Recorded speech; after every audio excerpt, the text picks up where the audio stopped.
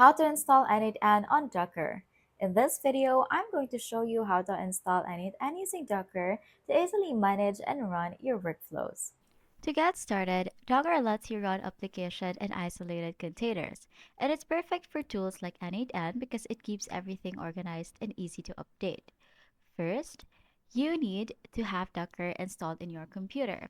Once it's ready, you'll pull the official N8N image and create a container for it. The container runs N8N just like any regular app, and you can access it through your web browser. You can also choose where to save your workflows and settings by linking a folder on your computer to the container. This makes sure your work doesn't get lost even if the container stops. To make things even safer, you can enable a login feature so only you and your team can access the N8N dashboard. The setup is very portable. You can move it between computers or servers, and it's easy to back up. Installing N8N through Docker is great if you want flexibility without installing a bunch of software directly on your system. It's ideal for testing, development, and even production use. And that's how you install N8N on Docker.